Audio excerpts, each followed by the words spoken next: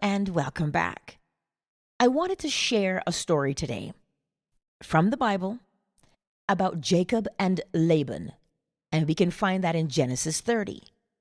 Now remember, Neville says the Bible is a psychological drama. And also remember what Blake said. Blake said, if you want to teach somebody something, you must go through the lowliest form, which is a story, to get that story into the mind of man. Because now what happens when that story is in your mind, you will start to grow from there and look at the story as you. And that's what we're going to do. Jacob and Laban. Jacob, remember, he stole the birthright. Now we're talking about the story. Remember, it's a story first. Jacob stole the birthright of his brother Esau and had to run away. So he gets to the land of Midian and he sees this beautiful woman of form and face. And her name is Rachel, and he helps her feed her father's flock. So she takes him back to meet her father, whose name is Laban. Laban is related to Jacob. Now, Jacob, he is in love with Rachel, because she's lovely, as I mentioned. And so Laban says to Jacob, why don't you work for me for 7 years and I'll let you have my daughter's hand in marriage? And Jacob, of course, readily agrees.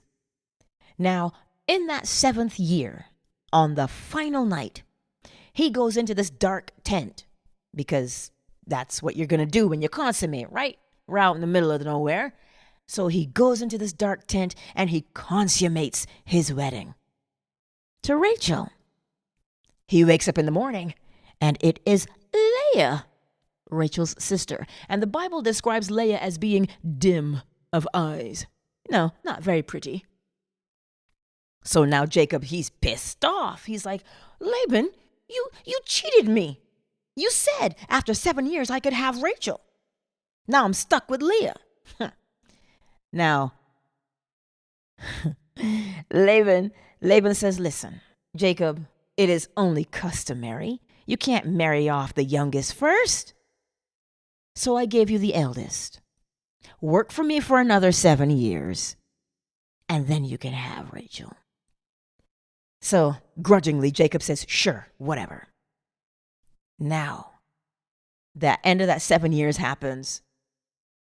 Jacob is chomping at the bit. He's ready to move on. He doesn't want to be around Laban anymore. So he's got these 2 wives, and these 2 wives have these children. And so he's ready to move. He says to Laban, okay, I'm ready for my wages. Let me go.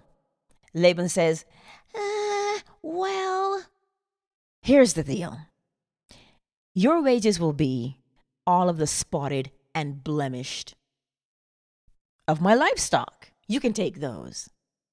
Now Jacob is like, are you serious? So now you have to work again, longer for Laban.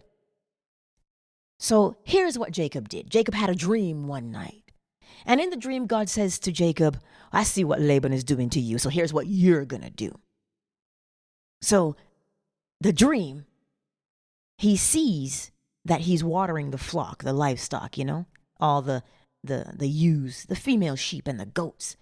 And they're at the trough and they're watering. And all the male, the rams, they come up and they're spotted or they're striped. And they start mating with the females drinking at the trough. And in the dream, Jacob sees that the female sheep who are watering, they're looking at these spotted tree trunks. And so Jacob knew when he woke up in the morning what he had to do. So he wakes up in the morning and he gets the tree trunks and he starts to whittle. So he makes some of them striped, he makes some of them spotted, right? But none sickly. Oh no. Any sickly stuff, he did not put any sickly sheep in that watering trough. Oh no, he did not. So he stuck the sticks in the ground. So when the females come up and they're drinking and they're feeding, the males come up and they get their groove on. And then come springtime, what did Jacob get? Spotted and striped livestock. but they were strong. Remember, because he did not mate with the weak ones. Right? So all of a sudden, Laban is seeing this, and he's like, wait, your flock is bigger than mine. Your flock is bigger than mine. And Jacob said, well, you told me I could have all the spotted and striped ones. Now, Laban is thinking, well, that doesn't feel so good when the shoe is on the other foot. And it wouldn't, would it? The deceiver doesn't like to be deceived. And there concludes the story. Now let's go to the psychological drama. We are Jacob, and we want this beautiful desire fulfilled. We allow our senses to talk us out of staying focused to get our actual desire. We want the beautiful relationship. We want the wealth. We want the affluence. But instead of sticking it out and being faithful to the fulfilled desire, what do? We are like Laban, and we sneak the next best option into the tent. That's what we do. We sneak the next best option into the tent, which is Leah. We say, she's warm, dim of eyes, but she'll do.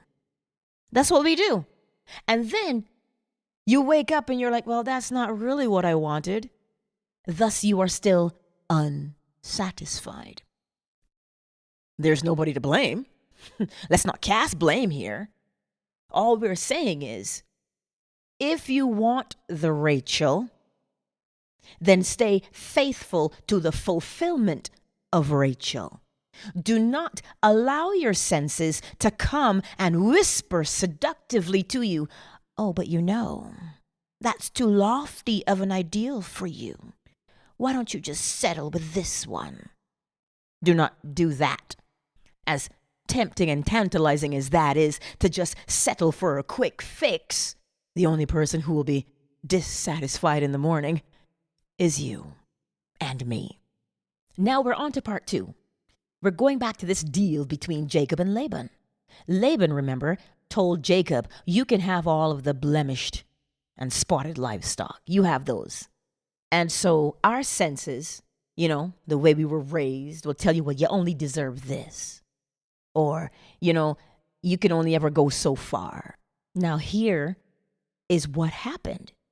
Remember, Jacob, he had all of these goats and sheep and cows, nice and strong females.